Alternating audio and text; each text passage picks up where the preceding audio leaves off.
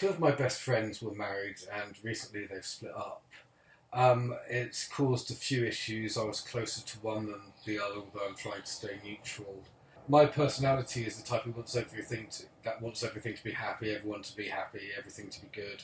How's Wants that to going? help, wants to sort out problems. And in this situation, I want to be helpful. What can I do to help, if anything?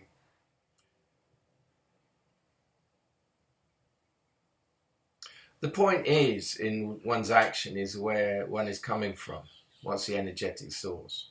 So if you're coming from personality, there's a different outcome and a different energy to it.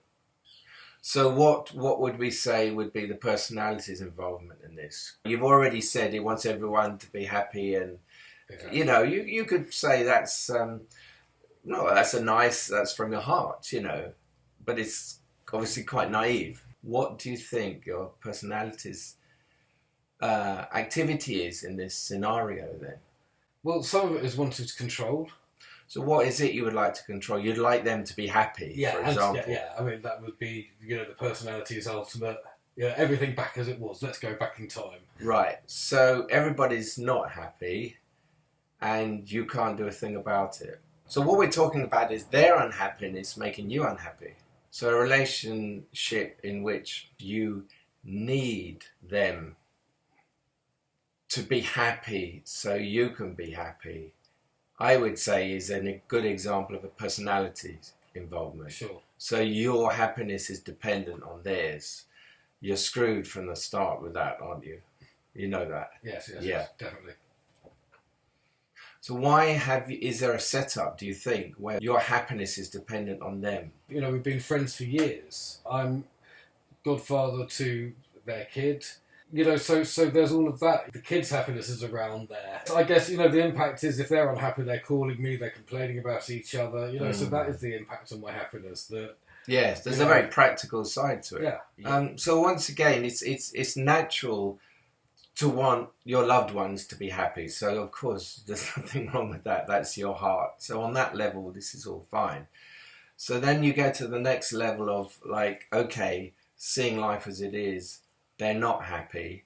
Compassion wants to do what it can to help them be happy, right? Yeah. But ultimately, and I think this is the point, you're not responsible for their happiness. This is the key point. You can't make them be happy. You can do ancillary things. You can do supportive things that can help on the periphery. But the central problem actually has nothing to do with you. That is between their lives and them together. So I think what we're hitting on is a very fundamental point of this inquiry. Some people call this selfish. It's a selfish thing because it's all about you, right? It is superficially all about you, but the end result is it's nothing about you. So at the beginning of this, it looks like it's all about you because it's all about the awareness looking at you, at what you are, what the personality is. So from the outside, somebody who's not a seeker would see that and think, well, they're self-obsessed. And it can look like a self-obsession. And of course, self-obsession is actually the activity of personality. So it's not self-obsession. And the difference is that the one that's watching is choiceless awareness.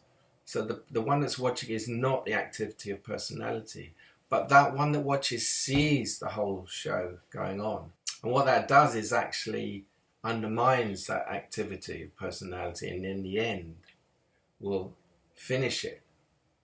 So it can look like self-obsession, but if it's coming from the right place, from the yearning and from a true engagement in this inquiry, it leads to the end of self-obsession.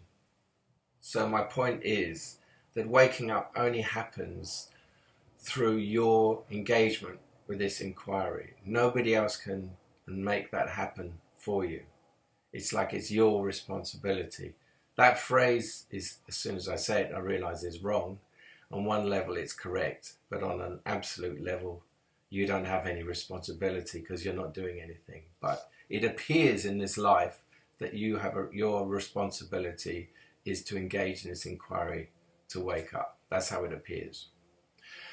So if you know that, you will also know then that you can't do that for someone else.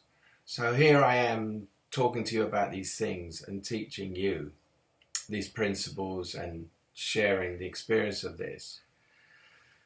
But I'm absolutely aware that I can't do this for you. So if you have an openness to this, anything can happen. If you don't, nothing will happen. And I can't implant that readiness in you.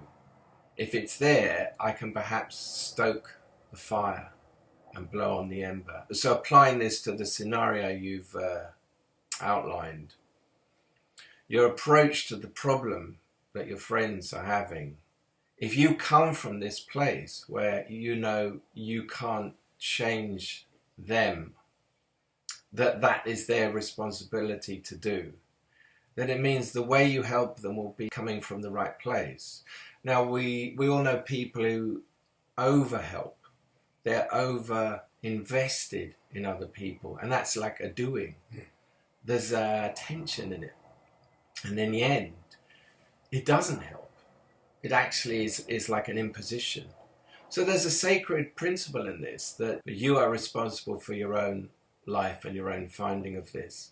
No one else can invade that. No guru, nobody else can change that. That's between you and your life, and it's a beautiful thing. So when you apply that to other people, your way of being with them changes. There's an absolute respect, just as you have respect for one's own engagement with this and with their life. You have a respect for their engagement with their own story and their own journey. So then, from that place, from that energetic source, which is a place of stillness really, you will act without doing, and it will come from love. And you will help where you can help because you love them and you want to help them. And where you can't, you will let that go. So there will be a non-doing. You can't protect other people from what they need to confront. And that's how it should be, because what they need to confront is important in their life and in their journey and in their story. And who are you to take that away from them, even if it's really painful? These difficult areas are often the ones where you learn the most. Calm seas do not a good sailor make. So what I'm really saying to you is love and let go. One has to take on board the letting go of what you can't change, that you would like to change.